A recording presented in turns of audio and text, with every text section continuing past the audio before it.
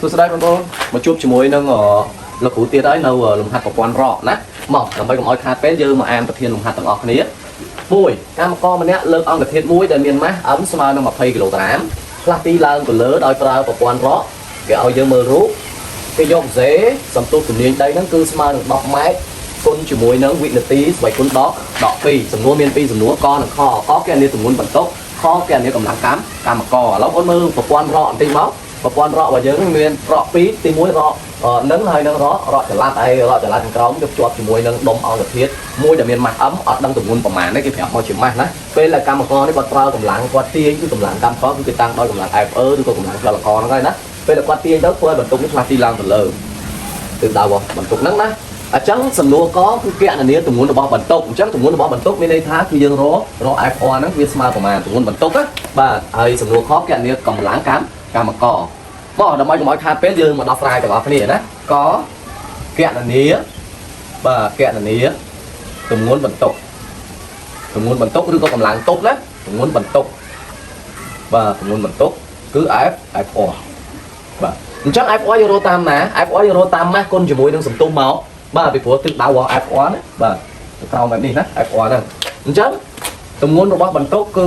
F O យើងតាមរូបមន្តរបស់យើងបាទតាមរូបមន្ត F O ស្មើជាមួយនឹងម៉ាស់គុណជាមួយនឹង J ដោយម៉ាស់ស្គាល់ម៉ាស់របស់អង្គធាតុស្គាល់បាទដោយអីដោយអំស្មើនឹង20 kg ហើយ Z ស្មើនឹង10 ម៉ែត្រ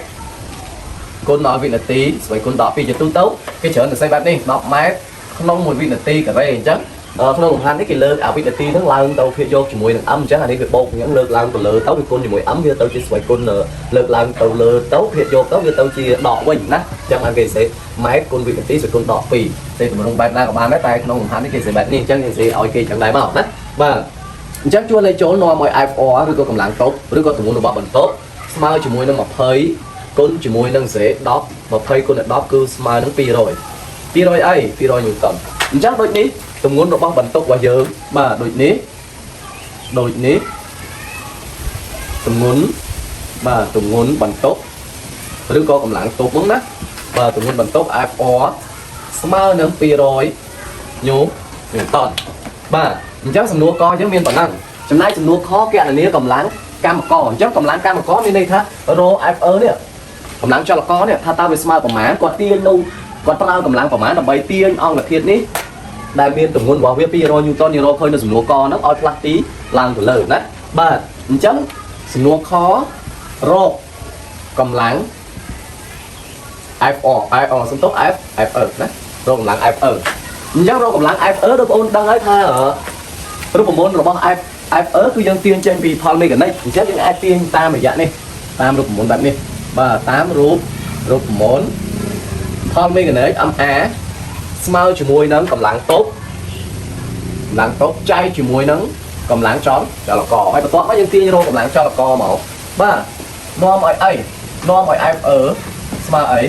ស្មើនឹងកម្លាំងតប់ FR បាទទាញ FR ទៅនេះបោះ MA មួយចំនួនចូលនៅកន្លែង FR ហ្នឹងអញ្ចឹងចែកជាមួយនឹង MA ចុះ MA ផលមេកានិកយើងរកតាមណាផលមេកានិកនិយមន័យផលមេកានិកគឺជាចំនួនខ្សែដែលទ្របន្ទុកអញ្ចឹងផលមេកានិកហើយចំនួនខ្សែដែលទ្របន្ទុកគឺស្មើគ្នាចុះឥឡូវយើងមកងាកមើលប្រព័ន្ធរកនេះចំនួនខ្សែទ្របន្ទុករបស់វាបាទនេះលោកគ្រូសេបញ្ជាក់តិចមកបញ្ជាក់តិច MA វាស្មើជាមួយនឹង N ហ្នឹងជាអី N ហ្នឹងជាចំនួនខ្សែបាទចំនួនខ្សែទ្របន្ទុកបាទទ្របន្ទុកចំនួនខ្សែទ្របន្ទុកឥឡូវយើងមើលខ្សែទ្របន្ទុករបស់យើងនេះខ្សែបែបនេះនេះខ្សែអញ្ចឹងឃើញខ្សែពីរហ្នឹងឯមួយហើយមួយឃើញទ្របន្ទុកយើងហ្នឹងអញ្ចឹងបន្ទុកឡើងលើអញ្ចឹងអានេះមួយខ្សែទី1អានេះខ្សែទី2ហើយអានេះមិនមែនអានេះក៏ទៅខ្សែដែរប៉ុន្តែគេមិនរាប់ថាជាខ្សែដែលទ្របន្ទុកទេព្រោះខ្សែនេះជាខ្សែដែលកម្មករត្រូវទាអញ្ចឹងខ្សែដែលទ្របន្ទុកមានតែ2អញ្ចឹងមានន័យថា N របស់យើងស្មើ2 MA ស្មើ2បាទនាំឲ្យ N ស្មើ2អញ្ចឹង MA របស់យើងក៏ស្មើ2ដែរព្រោះ MA ស្មើ N អញ្ចឹងជួសចូលមកយើងបានអីបាទយើងបាន FR ស្មើអីស្មើនឹង FR យើងរកឃើញនៅសំណួរលើនេះសំណួរក200 Newton ចែកជាមួយនឹង N ឬក៏ MA ហ្នឹងយើងរកឃើញ2បាទអញ្ចឹង200ចែកទៅ2ស្មើនឹង100 Newton អញ្ចឹងដូចនេះ cầm lăng cam mà có ba cầm lăng cam mà có để trâu tiên ông cái thiệt đó cứ ai ớ smile đó mà rồi nhú tòn ba rồi nhú tòn chắc bên đây tha quạt